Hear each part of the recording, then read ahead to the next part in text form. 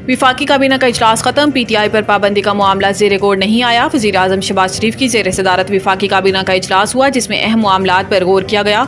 ज़राए के मुताबिक काबीना ने दोस्त ममालिक के कारोबारी अफराद और शहरियों को वीज़ा फ्री एंट्री की मंजूरी दे दी। वजारत दाखिला की समरी पर 126 ममालिक के बाशिंदों को वीज़ा फ्री एंट्री की मंजूरी दी गई।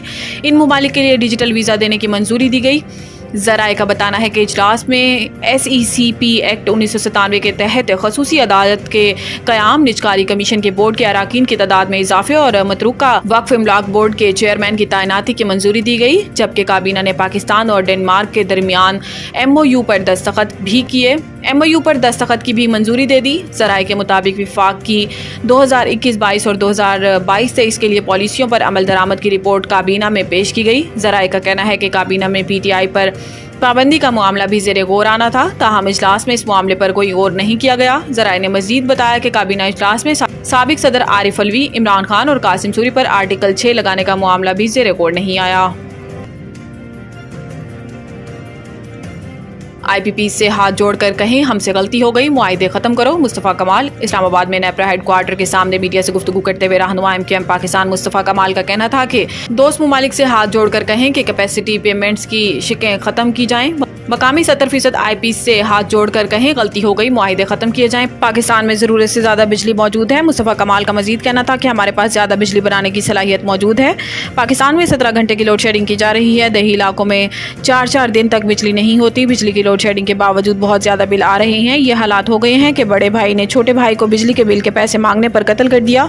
गैर मुल्की 20 से 30% IPPs दोस्त ममालिक से हाथ जोड़ें कि कैपेसिटी पेमेंट्स क्लास ख़त्म किया जाए। IPPs को बिजली ना बनाने के पैसे देने का मुआहिदा ख़त्म करना होगा। IPPs बेशतर कंपनियां दोस्त ममालिक की हैं, इनसे जाकर बात करना होगी कि कैपेसिटी पेमेंट मामले पर नज़रसानी की जाए।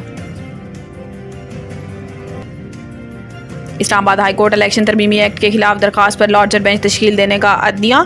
Chief justice Islamabad high court justice Aamir Farooq ने इलेक्शन तरमीमी एक्ट के खिलाफ PTI रहनुमा अली बुखारी की दरखास्त पर समाअत की, जिसमें अदालत ने इलेक्शन तरमीमी एक्ट के खिलाफ दरखास्त पर लॉर्जर बेंच तश्कील देने का अदनिया देते हुए अटॉर्नी जनरल को नोटिस जारी करके मुआवनत के लिए तलब कर लिया।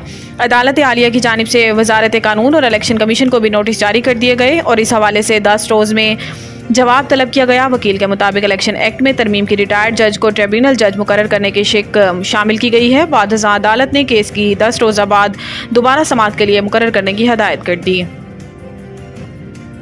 मेरे खिलाफ GHQ पर एहतजाज के लिए उकसाने का बयानिया बनाया गया। इमरान खान समाजी राब्ते की वेबसाइट X पर जारी बयान में इमरान खान का कहना था कि परसों मीडिया पर मखसूस एजेंडे के तहत बयानिया बनाया गया। मैंने अवाम को GHQ जाकर एहतजाज पर उकसाया, जबकि हकीकत यह है कि तहरीक इंसाफ की तकरीबन 3 दिहाई पर मुहित तारीख पुरतशद्दुद एहतजाज की कोई मिसाल नहीं मिलती। गुज़िश्ता 2.5 साल के दौरान तहरीक इंसाफ के खिलाफ बदतरीन हथकंडे इस्तेमाल करके तशद्दुद पर उकसाया गया। नवंबर 2022 में मुझ पर कातलाना हमला हुआ और मेरी मर्जी की FIR काटने से भी इनकार किया गया। इन्होंने मजीद कहा कि इसके बाद 2 मरतबा मेरी रिहाइशगाह पर अस्करी इदारे ने हमला किया। एक मरतबा में पेशी के मौका पर मुझे कत्ल करने का बाकायदा मंसूबा बनाकर सादा लिबास में लोगों को छोड़ा गया। सिर्फ यही नहीं, 9 मई को अवाम को इंतशार दिलाने के लिए एक साबिक वज़ीर आज़म और पाकिस्तान की सबसे बड़ी और मकबूल सियासी जमात के सरबराह को जिस हतकामेज़ अंदाज में अगवा किया गया, वो भी किसी बड़े हादसे का सबब बन सकता था। लेकिन तहरीक इंसाफ के कारकुनान की सियासी तरबियत में तशद्दुद का कोई अंसर शामिल नहीं। तहरीक इंसाफ सियासी, आईनी और कानूनी जद्दोजहद पर यकीन रखती है।